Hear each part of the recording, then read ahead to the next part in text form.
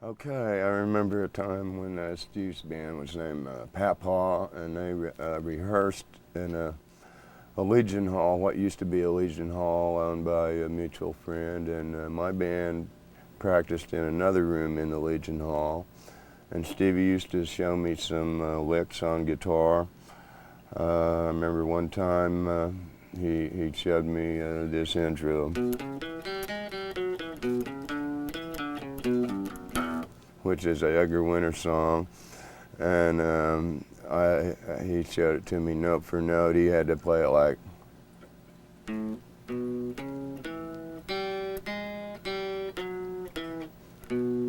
until I got all the notes. And he was really a generous guy in helping out. You know, he was like an idol to everyone. And I would go over to his house where him and his wife Teresa lived, and just show up sometimes at 8 o'clock at night with my guitar and say, "Steve, let's jam, man, teach me some stuff." We'd go sit down on his bed in the bedroom. He had his black Les Paul, and I believe I had this one. And we wouldn't plug him in or anything, and he would just show me stuff as simple as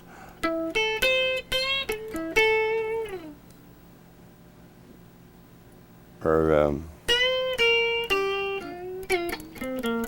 lick out of the Buddy Guy song. But anyway, you know, he would, you know, we would sit in there for an hour or so, and he would teach and share his knowledge, and he was always generous about when we'd go to see him play, he would ask me to come up and jam and sing.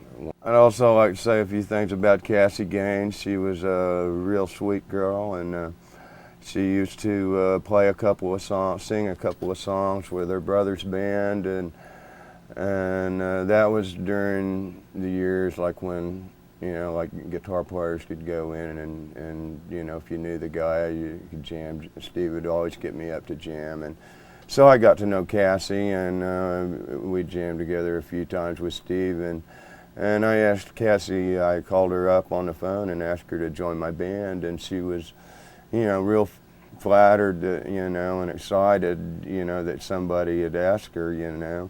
But she said, "I'd love to, Ace, but I'm leaving to go to college in Alabama in about a month." And shortly after that, she was with the Lynyrd Skynyrd band, which ultimately got Steve into the Lynyrd Skynyrd band. I've jammed a lot with Steve, and had known him since I was about 11 or 12, and after he did join up with Lynyrd Skynyrd, well, when he'd come home to visit his parents, like, I remember one time he came back, and I think the band was maybe passing through, and they had a big softball game, Lynyrd Skynyrd versus all the Miami guys, all Steve's old friends. But anyway, it was at the Gay Parita Ballroom. Had a big stage with a door on each side of the stage with steps going up to the stage, and Steve was up there playing, and he was playing a song called "Why," which he taught me some of those licks, and I played that song for about 20 years. And anyway, so I was just standing in that doorway.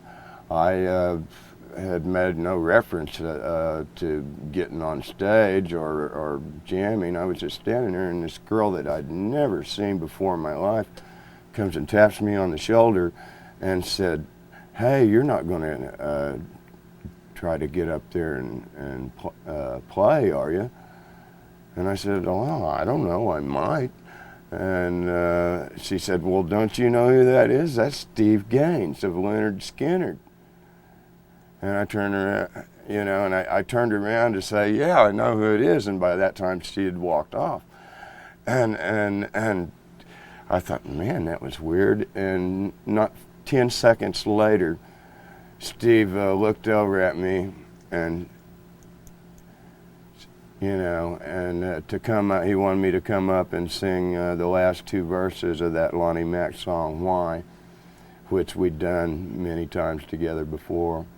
And as soon as the song was over, I said, hey, Steve, can I play guitar with you on one? He goes, sure, man, get it. And so I ran over and got my guitar, and I come up and I said, man, is there an amp I can plug into? You know, because the other guitar player didn't want to sit down, you know. And Steve goes, sure, man, you plug it right in here in my amp with me, you know. And we did Give It to Get It, which was one of his songs, and Cassie was singing, and it goes.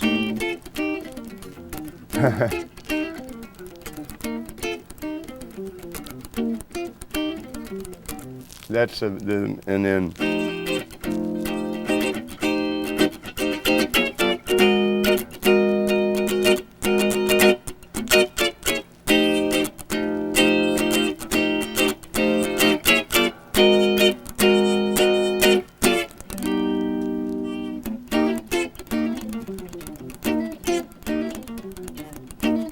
I haven't played this in over 5 years.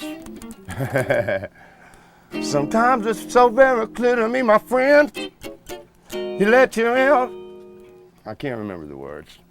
I could, but not on the spot like this. All right, I remember the night of the plane crash. I was listening to the radio and taping it on a cassette recorder to try to learn some new songs.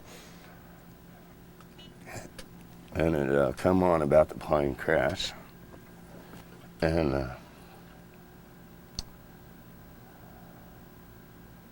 okay, and so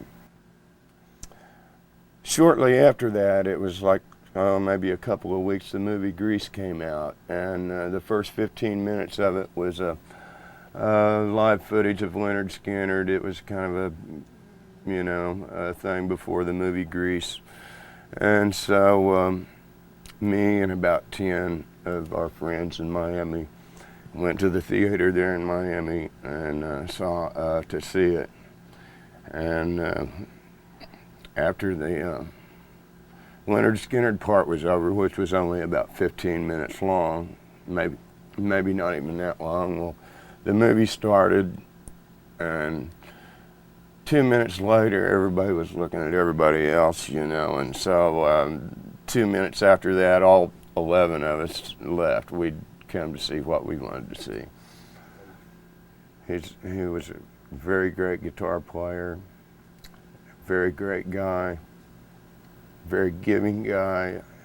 He would share any knowledge. Anything he had was yours. He'll always be up there. I just can't say enough great things about Steve.